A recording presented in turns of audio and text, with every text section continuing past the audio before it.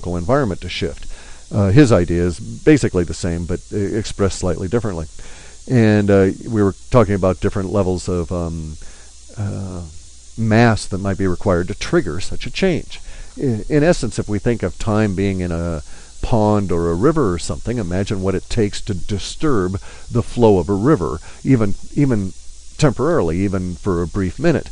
Unlike a pond where the pond is still, you chuck in a small stone, even a grain of sand in a still pond can set off ripples. In a river that's already rippling like hell, and that's what we're reading, by the way, is all of our methods are all looking for the peaks and the valleys and the difference between the ripples across the top of the river. And imagine that what it would take to cause that whole river to change, albeit for just a brief period.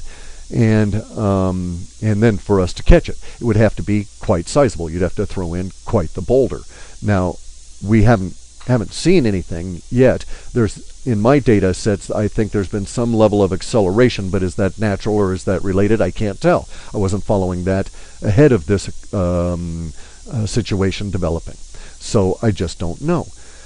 What I can say, though, is that it does appear that, for instance, a certain level of linguistic patterns are slightly enhanced ahead of the level of the forecast. Now, it could just be that we were wrong on the forecast, or it could indeed be that those things that we had forecast, like, say, sinkholes, are suddenly appearing at a greater number and a greater spread because of this shift that has recently occurred, or this wrinkle.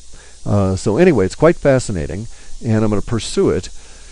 I'll pursue it and bring back any other kinds of reports on any of the information I find. And Fiona and I are working together to try and rig up a sort of a test, a temporal trap, if you will, to look for other smaller deviations that may indicate that it's an ongoing situation. But anyway, so quite fascinating. And it's now way late. It's like 4:08 p.m. or something here in the Tuesday afternoon. I started this morning, had to stop. The events of the day overtook me. I've been working on my damn stove and working on it, which, I now have to get a new gas valve and install that, but also working on the boat and dealing with the background processes, getting them ready for the report here on Thursday. And a number of the processes had to be checked just to make sure that our method in no way was altered. Now, if our consciousness as a whole was altered, we'll never be able to understand that and know about it. It's kind of like the Groundhog Day. For whatever reason, the character Bill Murray was playing was isolated from the effects of the repeating day, but everybody else was subjected to it. And so if we're in that situation where we're subjected to a mass level of consciousness changing, of course we'll never be able to catch it. We'll never know about it. But the fossils in our various processes of data collection do validate that some damn thing happened, and it weirded us all out. And then we actually, as I say, we've got 20 other items that are physical, material kind of reality sort of things.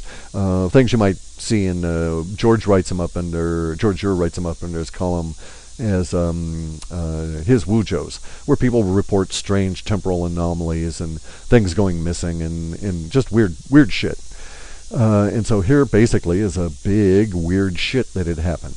And it's very intriguing to us guys in the time business and in the forecasting business.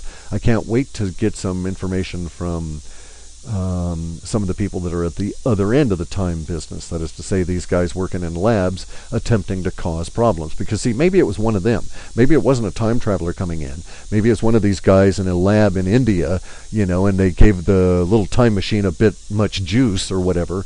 And in that essence, it caused the essence of the disturbance by throwing the big rock into the time river that the four of us happened to catch with our particular methods. It could very well just be, local boys, so to speak, local boys with too much electricity.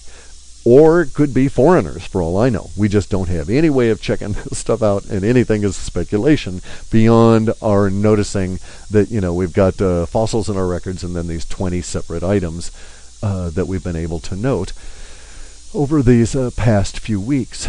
So quite fascinating, and I'll be sure and report on anything that comes up as a result of that. I'm actually hoping that other individuals that are in the same line of work that I am, who have had their processes catch the fossils, will basically give us a call and say, yo, dude, I caught that too, and here's what we think's going on. But yeah, as I say, totally fascinated with this.